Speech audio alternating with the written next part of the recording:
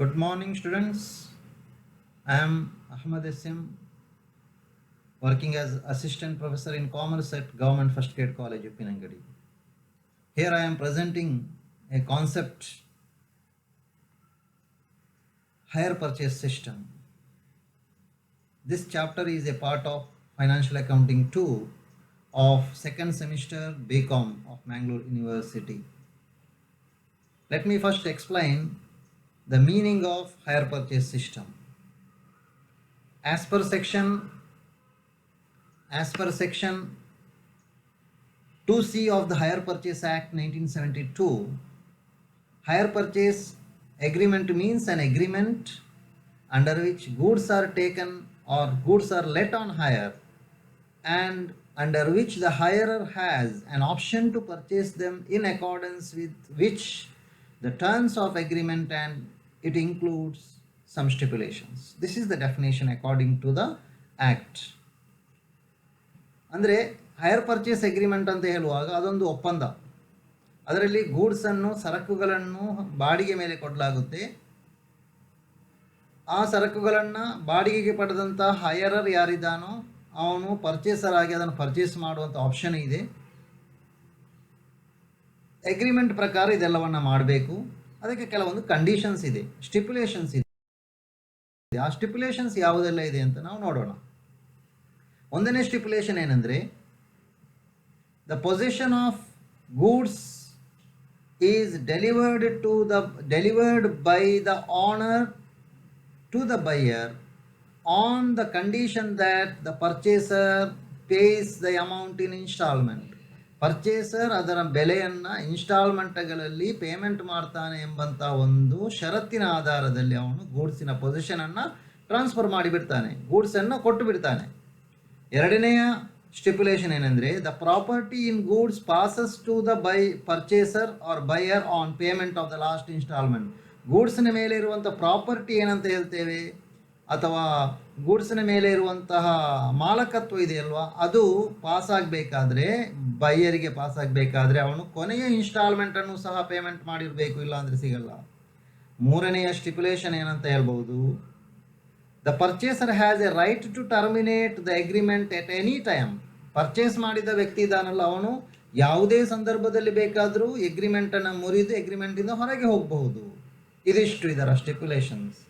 By this we have understood the meaning of hire purchase system. Now let us understand the features of hire purchase system. ಈ hire purchase system ಅಂತ ಹೇಳ್ತಾರಲ್ಲ, ಅದರದ features ಏನೆಲ್ಲ ಇದೆ, ಒಂದು 6 ಫೀಚರ್ಸನ್ನು ನಾನು ಇಲ್ಲಿ ಲಿಸ್ಟ್ ಮಾಡ್ತಾ ಇದ್ದೇನೆ. There is an agreement between the seller and buyer. ಒಂದನೆಯ ಲಕ್ಷಣ ಏನಂದರೆ, ಬೈಯರ್ ಮತ್ತು ಸೆಲ್ಲರ್ನ ನಡುವೆ ಏನಿದೆ ಅಂದರೆ ಒಂದು ಒಪ್ಪಂದ ಇದೆ. ಎರಡನೆಯ feature, the possession of goods passes immediately from the seller to the buyer on signing the contract. Goods ಬೈಯರಿಂದ ಸೆಲ್ಲರಿಗೆ ಹೋಗಿ ಬಿಡ್ತದೆ, ಸೆಲ್ಲರಿಂದ ಬೈಯರಿಗೆ ಹೋಗಿ ಬಿಡ್ತದೆ. ಯಾವಾಗ ಅಂದರೆ, ಅಗ್ರಿಮೆಂಟಿಗೆ ಸೈನ್ ಹಾಕಿದ ಕೂಡಲೇ ಸೆಲ್ಲರ್ ಏನು ಮಾಡ್ತಾನೆ, ಗೂಡ್ಸನ್ನು ಬೈಯರಿಗೆ ಕೊಟ್ಟು ಬಿಡ್ತಾನೆ. ಮೂರನೇ ಲಕ್ಷಣ, the hire purchaser makes A down payment immediately on signing the agreement and the balance is paid in fixed instalment. ಈಗ ಏನಾಗ್ತದೆ ಅಂದರೆ, ಅಗ್ರಿಮೆಂಟಿಗೆ ಸಿಗ್ನೇಚರ್ ಹಾಕಿದ ಕೂಡಲೇ ಯಾರು ಹೈಯರ್ ಪರ್ಚೇಸರ್ ಡೌನ್ ಪೇಮೆಂಟ್ ಮಾಡ್ತಾನೆ, ಮತ್ತು ಉಳಿದ ಬ್ಯಾಲೆನ್ಸ್ ಮೊತ್ತ ಇದೆಯಲ್ಲ ಅದನ್ನು ಕಂತುಗಳಲ್ಲಿ ಪೇಮೆಂಟ್ ಮಾಡಿ ಮುಗಿಸ್ತಾನೆ. ಇನ್ನು ನಾಲ್ಕನೇ ಲಕ್ಷಣದ purchaser, the hire purchaser becomes the honour of these goods on the payment of the last instalment. ಯಾವಾಗ ಪರ್ಚೇಸರ್ ಕೊನೆಯ ಇನ್ಸ್ಟಾಲ್ಮೆಂಟನ್ನು ಪೇಮೆಂಟ್ ಮಾಡ್ತಾನೋ ಆವಾಗ ಅವನು ಏನಾಗ್ತಾನೆ ಅಂದರೆ ಗೂಡ್ಸಿನ ಆನರ್ ಆಗ್ತಾನೆ. ಅಷ್ಟರವರೆಗೆ ಅವನು ಆನರ್ ಅಲ್ಲ, ಅವನು ಬಾಡಿಗೆಗೆ ಪಡೆದ ಹಾಗೆ, ಬಾಡಿಗೆಗೆ ಕಾರು ಪಡೆದ ಹಾಗೆ, ಕಾರನ್ನು ಹೈಯರ್ ಪರ್ಚೇಸಲ್ಲಿ ಪಡೆದರೆ, ಮನೆಯನ್ನು ಪಡೆದರೆ ಬಾಡಿಗೆಗೆ ಮನೆ ಪಡೆದ ಹಾಗೆ ಅಷ್ಟೇ. ಕೊನೆ ಇನ್ಸ್ಟಾಲ್ಮೆಂಟ್ ಕೊಟ್ಟರೆ ಮಾತ್ರ ಅಗ್ರಿಮೆಂಟ್ ಕಂಪ್ಲೀಟ್ ಆಗಿ ಅವನಿಗೆ ಗೂಡ್ಸಿನ ಆನರ್ಶಿಪ್, ಮಾಲಕತ್ವ ಸಿಗುತ್ತೆ.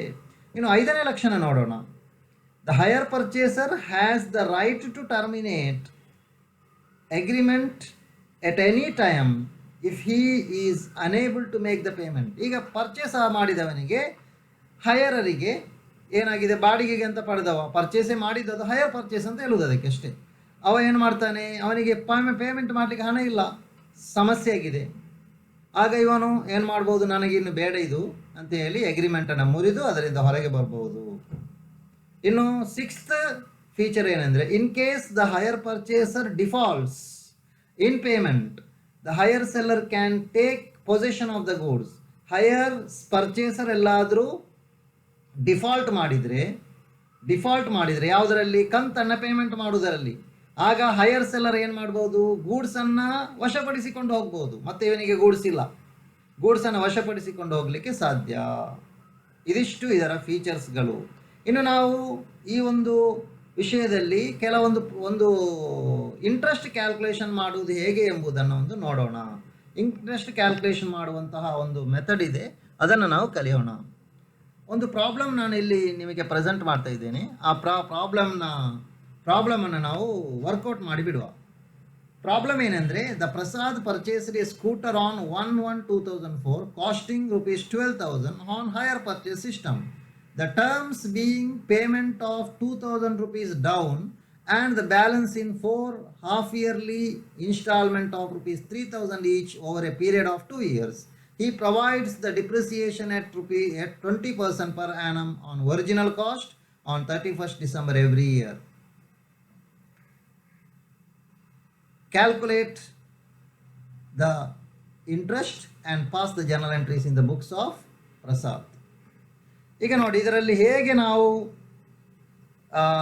ಇಂಟ್ರೆಸ್ಟನ್ನು ಕ್ಯಾಲ್ಕುಲೇಟ್ ಮಾಡೋದು.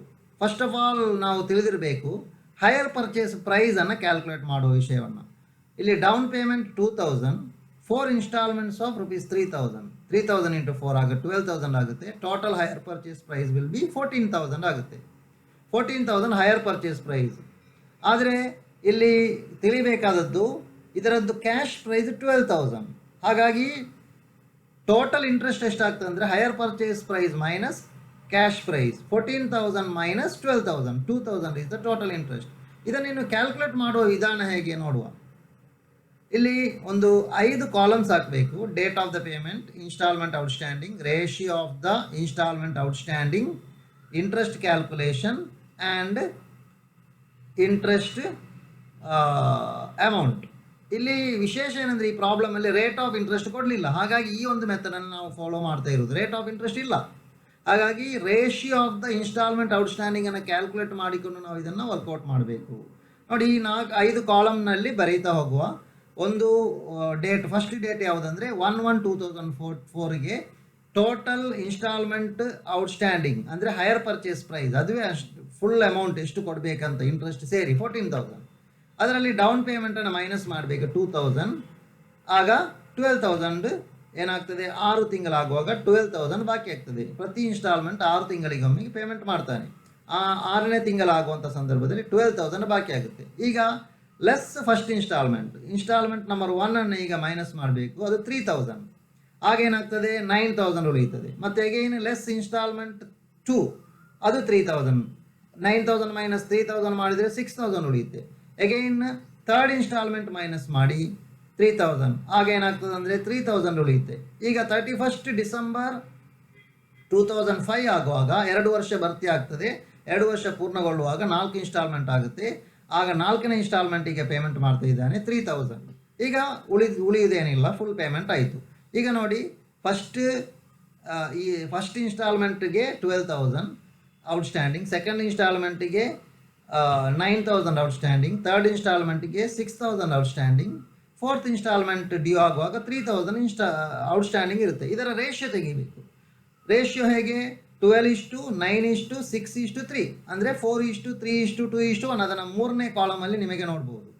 ಈಗ ನೋಡಿ, ನಾವು ಆಲ್ರೆಡಿ ಕ್ಯಾಲ್ಕುಲೇಟ್ ಮಾಡಿದ್ದೇವೆ ಟೋಟಲ್ ಇಂಟ್ರೆಸ್ಟ್ 2,000 ಅಂತ ಅಲ್ವಾ. ಆ 2,000ಅನ್ನು ಈ ರೇಷಿಯೋದಲ್ಲಿ ಡಿವೈಡ್ ಮಾಡಬೇಕು. ನೋಡಿ, 4ನೇ ಕಾಲಮಲ್ಲಿ ಇಂಟ್ರೆಸ್ಟ್ ಕ್ಯಾಲ್ಕುಲೇಷನ್, ಅದರಲ್ಲಿ ನಾವು 2,000 ಇಂಟು 4/10 ಅಂದರೆ ರೇಷಿಯೋದ ಟೋಟಲ್ ಆಫ್ ದ ರೇಷಿಯೋ ಇದು 10. ಅದನ್ನು 4:3:2:1 4 ಕಂತುಗಳಿಗೆ ಡಿವೈಡ್ ಮಾಡ್ತೇವೆ. ಆಗೇನು ಬರ್ತದೆ, ಫಸ್ಟ್ ಇನ್ಸ್ಟಾಲ್ಮೆಂಟಿಗೆ ಫಸ್ಟ್ ಕಂತಿಗೆ 2,000 ಇಂಟು 4/10, ಆಗ ₹800 ಇಂಟ್ರೆಸ್ಟ್ ಸಿಗುತ್ತೆ. ಸೆಕೆಂಡಿಗೆ 2,000 ಇಂಟು 3/10, ₹600 ಇನ್ಸ್ಟಾಲ್ಮೆಂಟ್ ಸಿಗುತ್ತೆ. ಥರ್ಡ್ ಇನ್ಸ್ಟಾಲ್ಮೆಂಟಿಗೆ 2,000 ಇಂಟು 2/10, ₹400 ಇಂಟ್ರೆಸ್ಟ್ ಸಿಗುತ್ತೆ. ಫೋರ್ತ್ ಇನ್ಸ್ಟಾಲ್ಮೆಂಟಿಗೆ 2,000 ಇಂಟು 1/10, ₹200 ಏನು ಸಿಗುತ್ತೆ, ಇಂಟ್ರೆಸ್ಟ್ ಸಿಗುತ್ತೆ. Total interest will be ₹2,000. This is the calculation we have done. ಈಗ journal entries in the books of the ಪ್ರಸಾದನ ಬುಕ್ಕಲ್ಲಿ, ಹೈಯರ್ ಪರ್ಚೇಸರ್ನ ಬುಕ್ಕಲ್ಲಿ ಜರ್ನಲ್ ಎಂಟ್ರಿ ಮಾಡಬೇಕು. ಫಸ್ಟಿಗೆ ಮೊದಲನೇದಾಗಿ ಅವನು ಪರ್ಚೇಸ್ ಮಾಡಿದ್ದಕ್ಕೆ ಒಂದು ಜರ್ನಲ್ ಎಂಟ್ರಿ ಪಾಸ್ ಮಾಡುವ. ಪರ್ಚೇಸ್ ಮಾಡಿದ್ದಕ್ಕೆ ಏನು ಜರ್ನಲ್ ಎಂಟ್ರಿ, ಆನ್ 1/1/2004 ಅವನು ಪರ್ಚೇಸ್ ಮಾಡಿದ, ಹಾಗಾಗಿ scooter account debtor to hire sellers account ಅಂತ ಎಂಟ್ರಿ ಪಾಸ್ ಮಾಡಬೇಕು, ₹12,000. ಈಗ ಅದೇ ಡೇಟಿಗೆ ಅವನು ಡೌನ್ ಪೇಮೆಂಟ್ ಮಾಡಿದ್ದಾನೆ, ಅದಕ್ಕೆ ಇನ್ನೊಂದು ಜರ್ನಲ್ ಎಂಟ್ರಿ ಪಾಸ್ ಮಾಡುವ. ಅದೇ ಡೇಟಿಗೆ hire sellers account debtor to bank account ₹2,000, ಅದಕ್ಕೆ ನರೇಷನ್ ಬರೆಯಿರಿ. ನಂತರ ಫಸ್ಟ್ ಇನ್ಸ್ಟಾಲ್ಮೆಂಟ್ ಡ್ಯೂ ಆಗುವುದು 6 ತಿಂಗಳಾಗುವಾಗ, ಅದು 36/6/2004. ಅದಕ್ಕೆ ಫಸ್ಟ್ ಜರ್ನಲ್ ಎಂಟ್ರಿ ಏನಂದರೆ interest account debtor to hire sellers account. Interest being the interest due ಅಂತ ನರೇಷನ್ ಬರೀರಿ, ₹800. ಇಂಟ್ರೆಸ್ಟ್ ಡ್ಯೂ ಆದ ನಂತರ ಅವನೇನು ಮಾಡಬೇಕಂದ್ರೆ ಫಸ್ಟ್ ಇನ್ಸ್ಟಾಲ್ಮೆಂಟನ್ನು ಪೇಮೆಂಟ್ ಮಾಡಬೇಕು. ಫಸ್ಟ್ ಇನ್ಸ್ಟಾಲ್ಮೆಂಟ್ ಪೇಮೆಂಟ್ ಮಾಡಿದಾಗ ಇರುವಂಥ journal entry hire sellers account debtor to bank account being the first instalment or first half yearly instalment is paid 3,000. ಇಲ್ಲಿಗೆ ಫಸ್ಟ್ ಇನ್ಸ್ಟಾಲ್ಮೆಂಟ್ನ ಕತೆ ಮುಗಿಯಿತು. ಈಗ ಸೆಕೆಂಡ್ ಇನ್ಸ್ಟಾಲ್ಮೆಂಟ್ ಇನ್ನೂ 6 ತಿಂಗಳಾಗುವಾಗ ಡ್ಯೂ ಆಗುತ್ತೆ. ಅದು ಯಾವಾಗ ಅಂದರೆ 31st December 2004. 31st December 2004 ಆಗ 2 ಜರ್ನಲ್ ಎಂಟ್ರಿ ಇದೇ ರೀತಿ ಮಾಡಬೇಕು. ಮತ್ತೊಂದು ಡಿಪ್ರಿಸಿಯೇಷನ್ನ ಜರ್ನಲ್ ಎಂಟ್ರಿ ಮೂರನೇದು ಮಾಡಬೇಕು. First interest due, interest account debtor to hire sellers account being the interest due ಅಂತ ನರೇಷನ್ ಬರೆಯಿರಿ, ₹600. ಸೆಕೆಂಡ್ ಜರ್ನಲ್ ಎಂಟ್ರಿ ಅದೇ ಡೇಟಿಗೆ 31/12/2004ಗೆ hire sellers account debtor to bank account ₹3,000 being second half yearly instalment is paid ಅಂತ narration ಬರೆಯಿರಿ. ಮತ್ತು ವರ್ಷದ ಎಂಡಿಗೆ depreciation ಆಗಬೇಕು, 6 ತಿಂಗಳಿಗೆ ಒಮ್ಮೆ ಡಿಪ್ರಿಸಿಯೇಷನ್ ಹಾಕ್ಲಿಕ್ಕಿಲ್ಲ. ಹಾಗಾಗಿ ಇದು ವರ್ಷದ ಎಂಡ್ 6/6/12 ತಿಂಗಳಾಗುವಾಗ 1 ವರ್ಷ ಆಯಿತು. ಆಗ ಜರ್ನಲ್ ಎಂಟ್ರಿ ಏನಂದರೆ 31/12/2004ಗೆ depreciation account debtor to scooter account being depreciation charge for the first year ₹2,400. Clear ಆದ ಜರ್ನಲ್ ಎಂಟ್ರಿ. ಈಗ ಮೂರನೆಯ ಕಂತು ಈಗ ಡ್ಯೂ ಆಗುತ್ತೆ 36 ಅಥವಾ 30/6/2005ಕ್ಕೆ. The journal entry we have to pass are 2. First one, interest account data to higher sellers account ₹400. Second one, ಅದೇ ಡೇಟಿಗೆ higher sellers account data to bank account. Third half yearly installment is paid ಅಂತ narration ಬರೀರಿ. ಮತ್ತೆ ಕೊನೆಯ instalment due ಆಗುತ್ತೆ, 4ನೇ instalment. ಅದು ಯಾವಾಗ ಅಂದರೆ ಇನ್ನೂ 6 ತಿಂಗಳಾಗುವಾಗ 31/12/2005ಗೆ ಜರ್ನಲ್ ಎಂಟ್ರಿಯನ್ನು ಪಾಸ್ ಮಾಡ್ಬೋದು. Interest account debtor to hire sellers account being the interest due ₹200 is the interest. ಇನ್ನು second journal entry for the 4th installment is relating to payment of the installment. 4th installment is paid now. Journal entry is higher sellers account debtor to bank account ₹3,000. Okay. Now the last journal entry, second year end ಆಗುವಾಗ again depreciation ಆಗಬೇಕು. ಅದೇನೆಂದರೆ depreciation account debtor to scooter account being depreciation charged for the second year ₹2,400. ಇದಿಷ್ಟು ಈ ಒಂದು ಪ್ರಾಬ್ಲಮಿನ solution. I hope you have understood this problem and its solution. Thank you all for listening to this video.